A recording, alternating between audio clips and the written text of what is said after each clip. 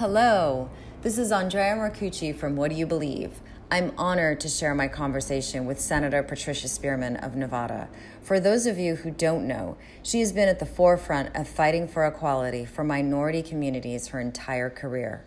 Join us as we discuss everything from her time in the military, her fight for human rights, and her experience as the first Black, same gender-loving senator. Thank you so much for joining me, Senator Spearman. I'm so honored. It's my pleasure, my pleasure.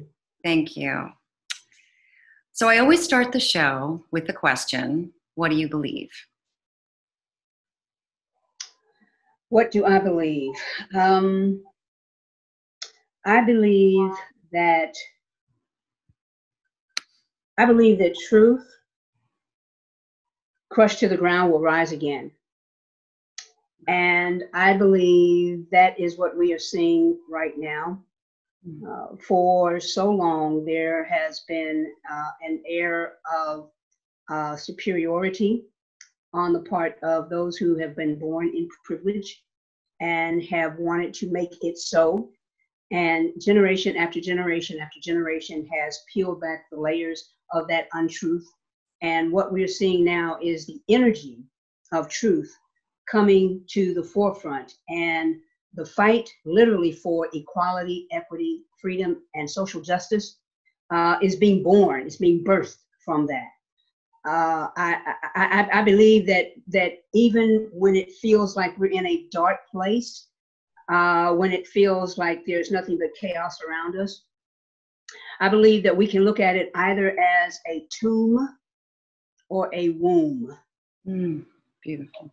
Yeah. Both are very different. Mm-hmm. I choose to believe we are in a womb, and this is a birthing process. And that birthing process is painful, it's ugly, there's a lot of yelling, there's a lot of screaming, and so all of this that's going on, I believe, is giving birth to the type of truth that generations that preceded us were looking for. Those generations that marched and fought for the right to vote. The women who fought for the right to vote, the African-American women who fought for the right to vote and initially were sidelined. When we look at the 60s, the civil rights movement, the right for equality, when we look at someone like Bayard Rustin, who was a part of the civil rights movement, but as a gay man had to pull himself back so that the movement wouldn't be hurt. So what we're seeing right now, I believe, this is womb time. And this is a time when truth, justice, social justice, and freedom are being born once again. And this time, it will not be aborted. It will not be aborted. Absolutely. It feels so, it's different now. Absolutely. Thank you for that. Thank you. Senator Spearman, you have been a senator with the state of Nevada since 2012, and now you're running for re-election. What was the point that you realized you wanted to enter politics? Was there a pivotal point in your life? Well, you know, I thought about this, and I guess I could take it back to college when I ran for Chief Justice of the Supreme Court at Norfolk State University. Wow. And that was because a lot of people were coming to me and they were like, you know, Pat, you've been involved in this, and you know, my constitutional law class was like a cakewalk for me. I mean, I loved it. And so a lot of my friends were saying, you should run for that, and built a platform. And initially I thought I would go to law school and be appointed to the Supreme Court. Well, obviously that hasn't happened. But I love the process, if you will. So in Texas, while I was stationed in Texas, I was talking a lot about equity in education and what we needed to do and how we needed to look at students through the lens of their socioeconomic status. Not that it would be deficient, but we needed to look at that as a way to see what their learning styles were, and not look at it as their inability to learn, but look at it as an opportunity to learn in different ways. So that's when the bug, I guess you could say, bit me. And here in Nevada, in 2012, I was actually thinking about running for school board again when I was approached by a couple of folks who said, we need you to run because we need to have a real progressive in the State House. Nobody knew me, but I knew that I would run hard, and I knew that if I said yes, I knew that I would win. And so we ran really, really hard. I was not able to raise any money at all because people were afraid that I wasn't going to win, and that if I didn't win, they would then be penalized by my opponent. And that was, it was like off to the races after that, because it is in the legislative process that I have the ability to take all the things that I believe, and where there are injustices and where there's inequity, I have an opportunity through this process to pass laws that will correct whatever the situation is. And I love it. I mean, it's like, you know, I've fought a long time for a lot of these issues. I remember being in college, and this will probably predate most of your listeners, but I was in college, and we were marching and doing sit-ins because 18-year-olds were being sent to Vietnam but didn't have the right to vote. And I will forget, I think it's 1976, the first time I had the right to vote. I wasn't, 21 yet. And the first time I had the right to vote, but we were arguing about that. When we stop and we look at what's going on with the Supreme Court last week about whether or not you can be fired because of your affectional, and I like to say affectional orientation, because when you say sexual, it's like people's heads just go someplace else, and you really can't have a conversation with them after that. I don't know what their image is in their mind that just makes it right. But whatever it is. And so, okay, so we can pass laws, and we can do things that will really make a difference. All of the things that I believe and all the things that I've been fighting for in this position, I have a right. I have an opportunity to do that. The very first bill that I passed was a bill to include transgender persons in the protected class of our hate crime statutes. Up until that time, they were not. And here's the irony. The irony is that the session before 2011, that same bill was brought, and it failed. And it failed by one vote.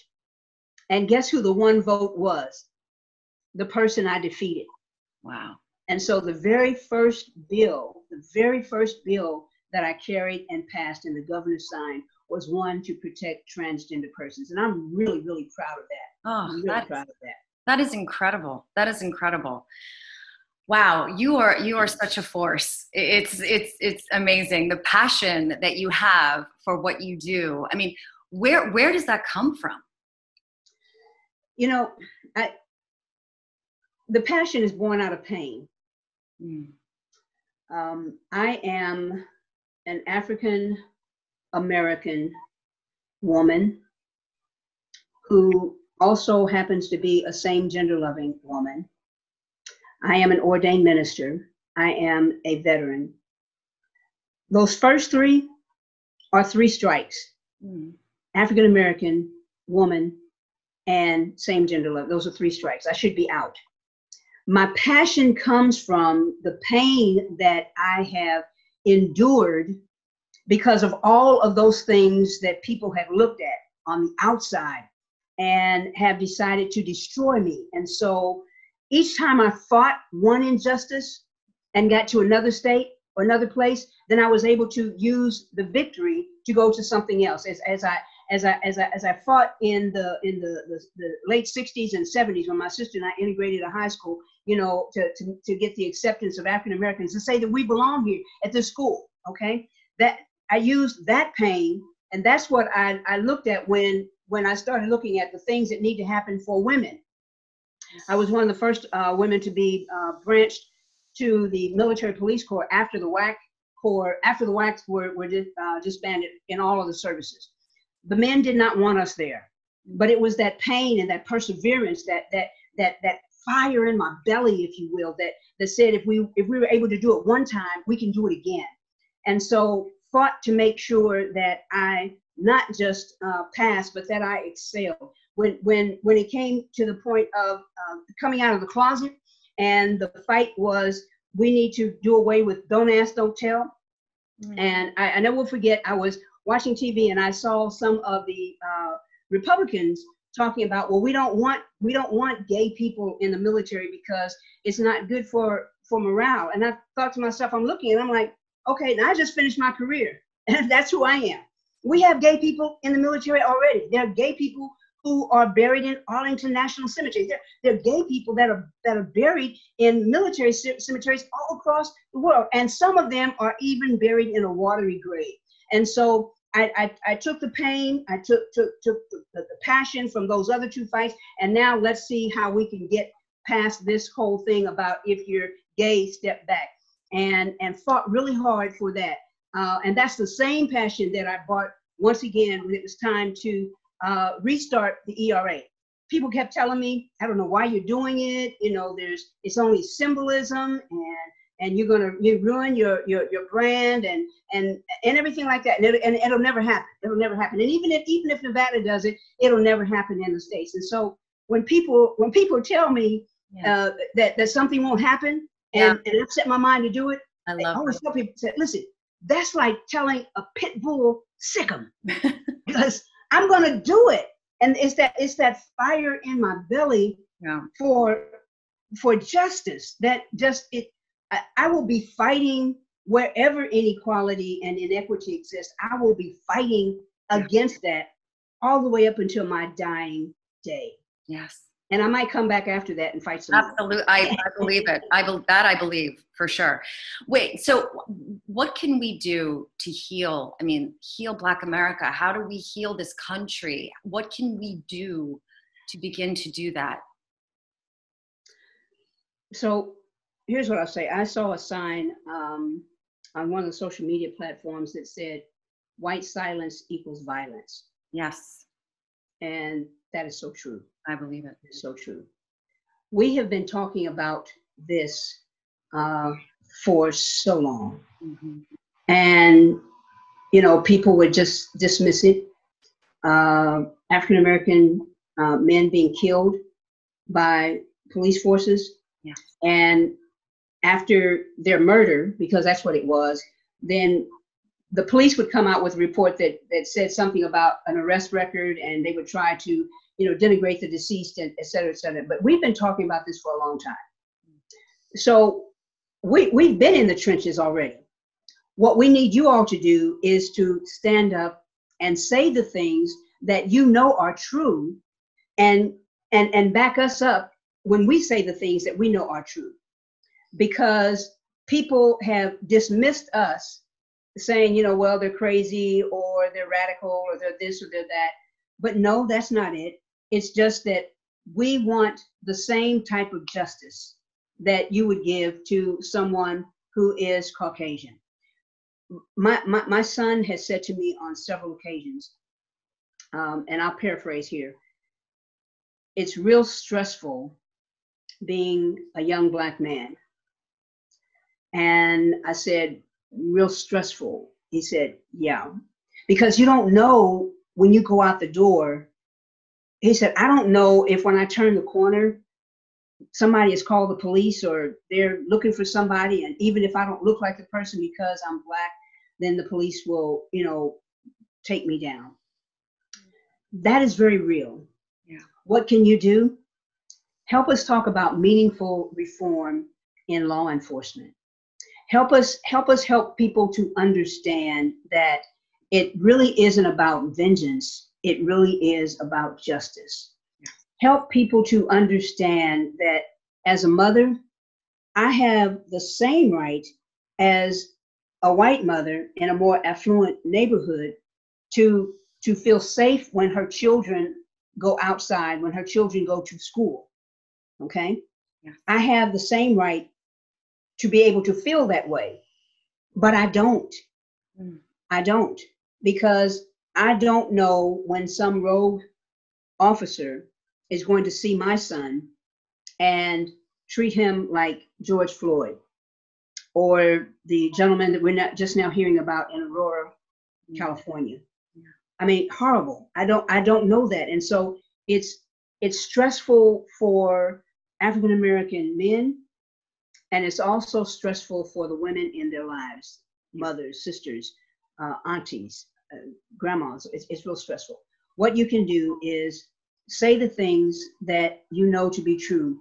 There was a song when I was in college, I think it said, "Now that we found love, what are we going to do with it?" And I say, now that we've found the truth, what will you do with it? Yeah. What will you do with it?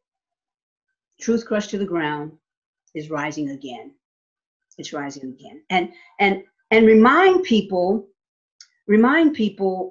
in your ethnicity that the changes that they feared have already come about.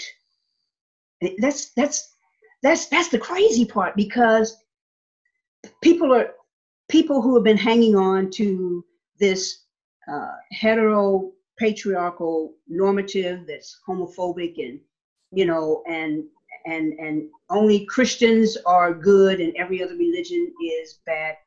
People that have been hanging on to that because it fed a narrative that allowed them to stay in power have been so afraid that their world was going to change.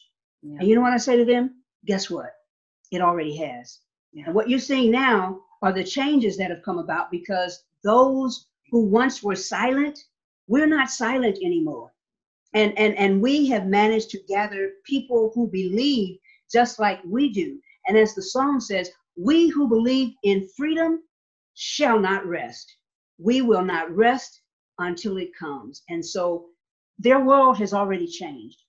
We are now seeing the fallout, the vicissitudes of a changed paradigm that they were not ready for, but it came anyway.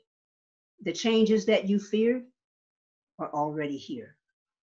So what do you think you're going to continue doing in the Senate? What's your plan for your reelection? So I need to get back, and I need to get back in a powerful way. Right now, I am fortunate to be a co-whip, a co-majority whip, and I hope to be reappointed to that position in November. One of the things that occurred to me during the COVID-19 crisis is that there are some communities that have been disproportionately affected. And we do know about the African-American community that has been disproportionately affected. And listen, this is one of the things that I say, we've known that the system did not work for us for a long, long time. Yeah. We've known it, okay? We've known it. COVID didn't invent it. It just opened up the doors and put some sunshine on it, some sunlight on it. But the other group that has suffered in desperate ways is the LGBTQIA+ community. Yes. And many of the times we don't know who they are because they're not represented in data points. That makes sense to you? Yes. And not represented in data points because sometimes people have been afraid to say it. You know, if you're a job application, sometimes people wouldn't say anything. If, you know, applying for a loan or whatever, so they wouldn't say it. But one of the bills that I'm working on right now and hope to have some meat on it by the middle of July is a bill that will require every state agency and every medical facility, at every place where people interact, and we ought to know how many of them there are to collect that data. It's voluntary. You don't have to put down, you know, your sex, your ethnicity. You don't have to put down your gender preference. You don't have to do any of that. But if you do, what it will do is it will help me and help my other colleagues to understand if 37% of the LGBTQIA+ population has been disproportionately affected by COVID-19, and we get $100,000 in this state, then at least 37% or very close to that ought to be going to address those disparities.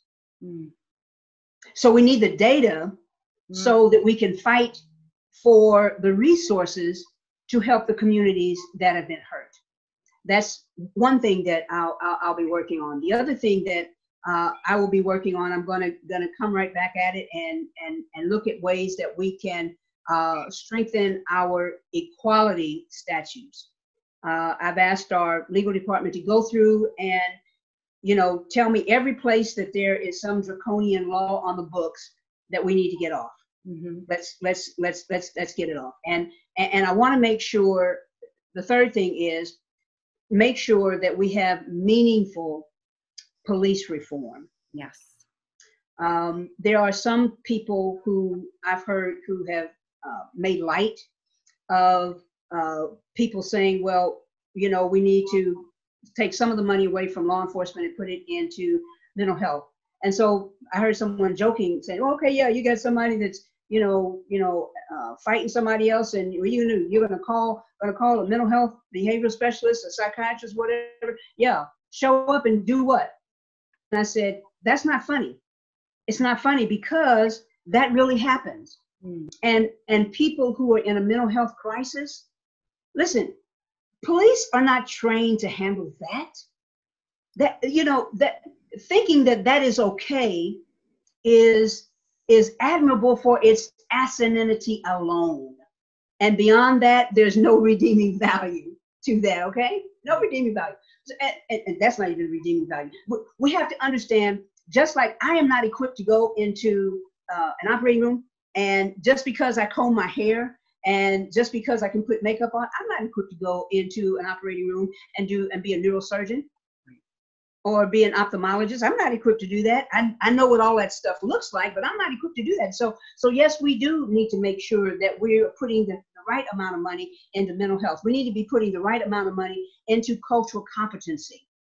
I will tell you this, that when I was in the military, there were still a lot of men who would make statements about our physical appearance, women's physical appearance.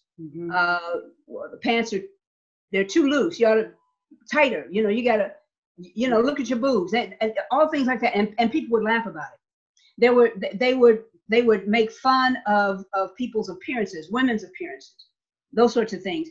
And it was okay back then. It's not okay now. Yeah. And so I believe that cultural competency is something that has to be taught. Not only does it have to be taught, it's not just one time in the academy.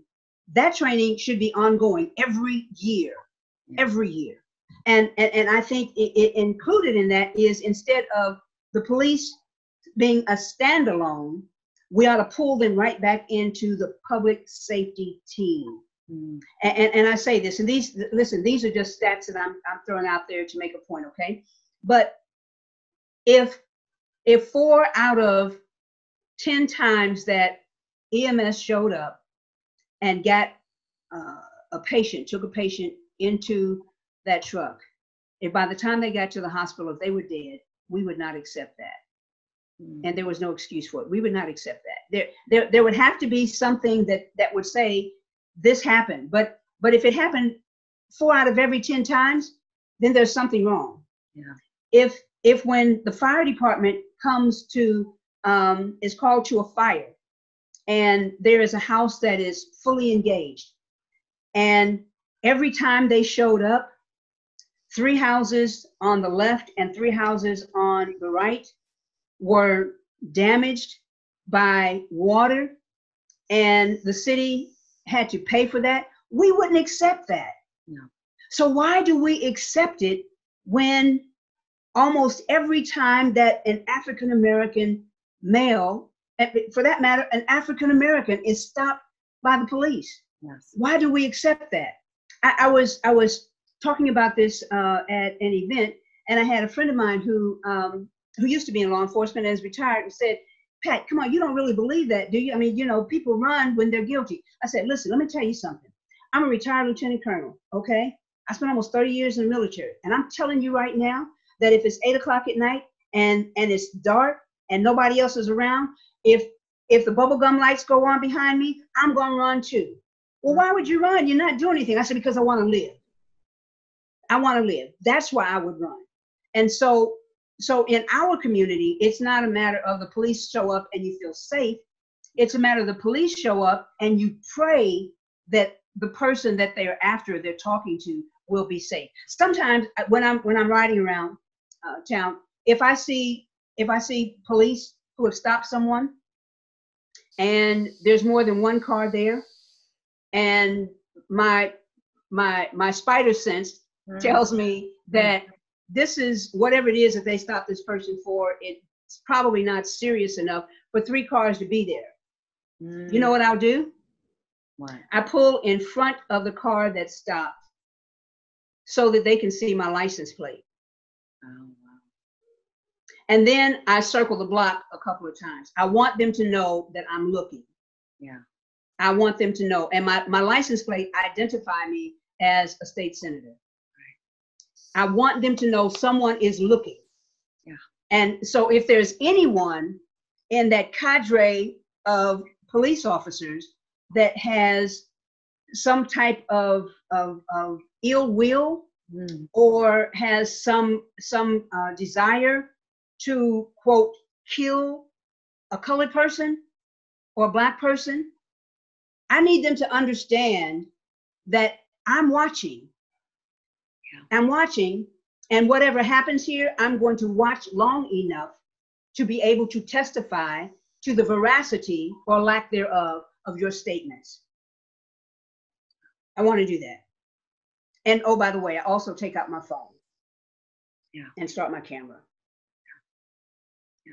Why am I doing that in 2020? No, exactly. It's, I mean, really? Astounding. I know. Why am I doing that? And that's not to say every police officer. No, every police officer isn't. But right now, we don't know who's who. And I say to those who are good and who are moral and upright, who are on the force, the people who will act like the ones who choked Eric Gardner to death, the ones who would put a chokehold on this 23-year-old in Aurora, California, the ones who did whatever they did to Sandra Bland and she comes up dead, the one who would cover for the person who killed Tamir Rice. Do you know that had Tamir Rice not been killed, do you realize that 2020 would be his high school graduation? So sad. It's terrible. How about that? He would be graduating now, okay? But the ones who do those sorts of things, I tell them, they do not deserve your loyalty. Yes. They don't. They don't deserve your loyalty. And so to say, well, we're gonna, there's this blue line of, no, they don't deserve your loyalty. So there's a code or something, right, between cops? Is that what it is, that they have to? What is that? I think to a degree. Here's what I know, and the code for police officers is probably similar to those of us who have been in the military, and that is protect your buddy. But guess what? I'm going to protect my buddy if my buddy's doing right. Yes. I'm not going to protect my buddy if they're doing wrong. Here's an example. When I was in Korea, I was a second lieutenant, and I got a call one Sunday night that there were 4 or 5 of my platoon members who were at one of the clubs, and they had started calling people racial epithets. And I mean, they'd just gone berserk. And another platoon was on patrol at that time, okay? When I got the call and I went down to the station, and they already had 4 of the 6 people arrested or in custody, I'll put it like that. And they were talking about, so ma'am, I don't know what we're gonna do. I said, I know what we're gonna do. I said, we're the people that are writing statements. Once we get these statements, and I need MPI, military police intelligence, I need them to, in investigations, I need them to verify. Once I know what is true, here's what we're gonna do. And I said to all of them, I said, any of you who are guilty of this filthy, filthy thing of talking about people in ways that we don't discuss. It was not that far after, it was 1979. Okay, and so Vietnam had just ended not too many years before. And so they had this thing about Asians that they would, call them all types of names. And I said, any of you all who are guilty, I said, I don't want you to go to bed tonight wondering what's going to happen. Because I'm going to tell you what's going to happen. If you're guilty, I'm going to recommend that you get a field grade Article 15. That means the captain, the company commander is not going to give it to you. I'm going to ask the brigade commander to give it to you. And my recommendation for punishment is going to be take every strike that you have. bust you right back down to a slick sleeve private, because obviously you do not understand what it means to protect and serve as a member of the military police corps. Yeah. And I got my way with 3 of them. I got my way with 3 of them. And guess what happened after that? We didn't have that problem. You had a problem. All you have to do is do it once, let people know there's a zero tolerance. And I promise you, one of the police reforms that I'm looking at and a couple of my other colleagues are looking at is, you know, the right to the responsibility to intervene. So if you see someone doing something that is wrong, if you stand there and watch it, you will be charged with the same crime that they are charged with. And that's important because, listen, I'm not going to jail for you. Yeah. You do something that's wrong. You know, some people may remember Lieutenant Calley, Calley, I think his name was. Lieutenant Calley is the infantry officer that was court-martialed. And his court-martial took place at Fort Hood. When I first arrived at Fort Hood, they took us all around, you know, the end processing. They took us around so we could see the courthouse and told us the story about Lieutenant Calley. Lieutenant Calley is the one that went into the village of My Lai and killed all of those people, innocent women and children. And he said he did it because he was ordered to do it. Okay. And it was established at that time, I mean, without dispute, if you receive an unlawful order, it is your duty to ignore it and to report the person who gave you that unlawful order. And I think the same thing has got to be implemented within police jurisdictions across the country. If it's unlawful, you hear someone saying, I can't breathe. No. They're on the ground, they're handcuffed, they're already in custody. Leave them alone. Leave them alone. Pick them up and put them in the back of the car, the squad car. Leave them alone. Do not do anything with their neck, with their chest. Leave them alone. Yes. Leave them alone. And last but not least, I don't think they should get the death penalty. One of the reasons why I'm against the death penalty, not just because it's immoral, and I say to people, I have at least 2 reasons to want to be for the death penalty. And that is because both my younger and my older brother were killed. Okay, were murdered. I'm sorry. I don't want the people who did that, I don't want them to get the death penalty. Because when people get the death penalty, guess what happens? They go into solitary. It's one person in the cell. It may be 3 people on that wing, and they are watched, and we are paying that. Someone who is on death row, it costs us 3 to 4 times more than it does to have someone in general population. So I say, no death penalty. You're going to do your time in general population. That's where you're going to do it, in general population. We're not going to pay extra for you. You're going to do it in general population. And last but not least, I don't think that we, the citizens of any state, any city, any county, any jurisdiction, should have to use tax dollars that could be going for education, that could be going for healthcare, that could be going to help people who are differently able, that could be going to build more housing so that we reduce the homeless population. I don't think we ought to be paying money from those taxes to fight for someone who obviously does not want to be doing the job that they were hired to do. So we're not going to pay for that anymore. Right. We're not going to do it. Right. We're not going to do it. We're not going to do it. And if they are sued in civil court, we are not paying that. No, we are not paying that. Well, who's going to pay it? I don't know, but we're not going to do it. I'm curious because I have a question about the ERA. You passed the ERA in your state of Nevada.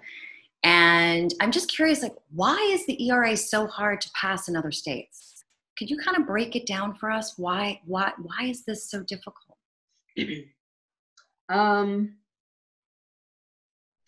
I will do it. Here's the acronym for it. WMP, white male privilege. That's it. Yeah. That's it. It's back to what I said. You know, they're really afraid that their world will change, and it already has. Yeah. When we ratified it in Nevada in 2017, I bought it in 2015. Okay. And the committee heard it, and we all were really excited because we really thought that it would get out of committee and come to the floor, and we'd get a vote. But the Democrats weren't in the majority at that time. I'll just say that. Mm-hmm. Okay. And the party that was refused to let it come out of committee. Mm-hmm. And I remember seeing women who were in their 70s and some of them early 80s, you know, standing against the wall in the hallways crying and saying, I just wanted to be in my lifetime. Mm. I just wanted to be in my lifetime. And I said to them, after this, I said to them, listen, what happened during the last session, I'm running for re-election, and I promise you, if you get me back, this will be among the first bills that we will carry. Yeah. The same arguments that they had in the 70s, the same facetious arguments that they had about, well, it's about, you know, increased abortion, you know, women will not be able to get their husband's Social Security. It will mean that women have to go into combat. And in 2017, one person, even a lady, came to the witness table, and watch this, came to the witness table, and she said with a straight face, she said, well, I just think that if this passes, I read somewhere where there are 400 different sexes and 400 different things that you can say you get married to. And I'm afraid that if this passes, then women will be able to marry the Eiffel Tower. And I said, oh. And wow. And the camera, you know, the IT crew had the camera on my face, and I didn't realize that. And if you go back and you look at it, it's like, what in the world? Really? You don't believe that, really? You know, and then I'm thinking, your children do not know that you're out here saying this kind of stuff in public. They do not know that, okay? Yeah. And so those are the kinds of things that we had to fight through. And I'll go back to what I said about symbolism, because once it got out of committee, the people who didn't want it to pass knew there was no way to stop it, because we were now in control. Yeah. Okay, the Democrats now controlled the Senate and the Assembly. Mm-hmm. Okay, and we didn't need the governor's signature for the bill to be ratified. We didn't need that. Okay, although the governor said he supported it. So the issue then became, well, it's just about symbolism. And the people of Nevada sent us here not to do some kind of clown show about symbolism. They sent us here to get real work done, and et cetera, et cetera, et cetera. And after everybody finished, I came back with, and so if it's symbolic, let me ask you about this. For those of you who are married, I invite you to lift your left hand and look at your third finger. Okay? That is not your spouse sitting on your hand. But anyone who sees that ring, that is a symbol that you are married. Every day in this chamber, after we pray, we turn slightly to the left to that flag over there and pledge allegiance to the flag of the United States of America and to the republic for which it is, watch this, a symbol of. It's not all 50 states. It's not, no, and territories. It is the flag that represents. So that is a symbol. I'm a Christian, and from time to time, I will wear a cross. That, listen, that is not, and the head of my faith is Jesus the Christ. Mm-hmm. He's not sitting around my neck. Mm-hmm. The cross is a symbol, and symbols point to something larger than we are, but we believe so deeply in them, and they are really a part of our core as human beings. And so you want to say it's a symbol, then let it be a symbol, because it's a powerful symbol. And the symbol that this will say once we ratify is that in Nevada, equality matters. Equality matters. And everywhere inequality exists, we're going to stamp it out. So that's the symbol I want y'all, that's my Texas talk now, I want y'all to take back to the folks who didn't want to see this happen, because it's about to be, okay? It will happen. We are obligated, because we take an oath of office that says, I do solemnly swear or affirm that I will obey the officers above me, and I will protect and defend the Constitution of the United States against all enemies, foreign or domestic. Okay? It's in there. Yeah. The other people that were sitting on their hands and afraid to, that's not what you took an oath to do. We take the same oath in the military. We take the same oath as they do in Congress. Yeah. And it means something to me. Right. And so, and I'm trying to remember his name, and I would have called it if you hadn't asked for his name. But listen, you know, he's a patriot.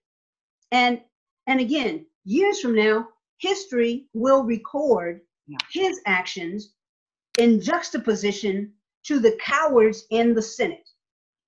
And make no mistake about it, many of these people who are stonewalling, to use that term, trying to make sure that their world does not change, history will not be kind to them. They won't be around to take the heat, but their grandchildren will, and their great-grandchildren will.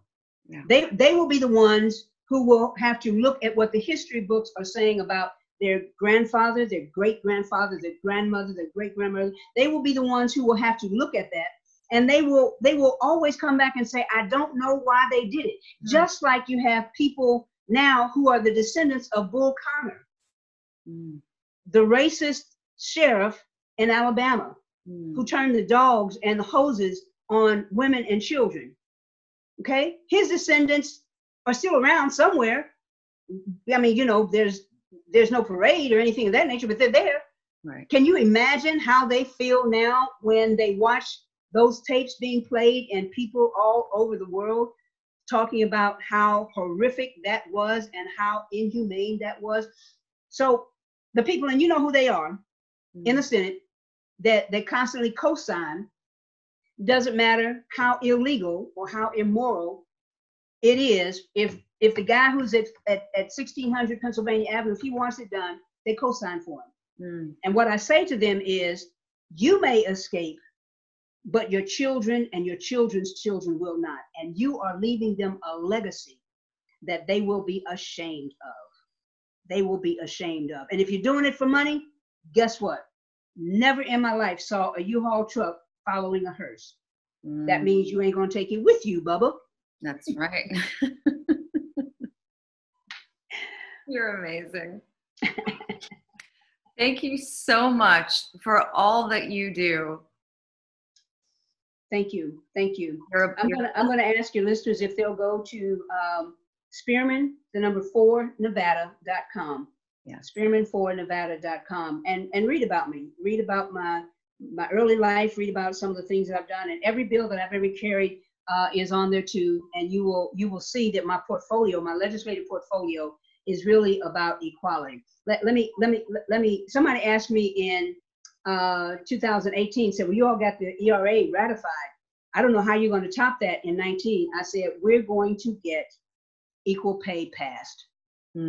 I don't know if that tops it, but I do know that it goes along with it. And guess what? We did. You did. It is now illegal in Nevada to pay people differently based upon their gender. Amazing. And there are stiff penalties if you do. Spearman4Nevada.com. Senator Spearman, I am so honored.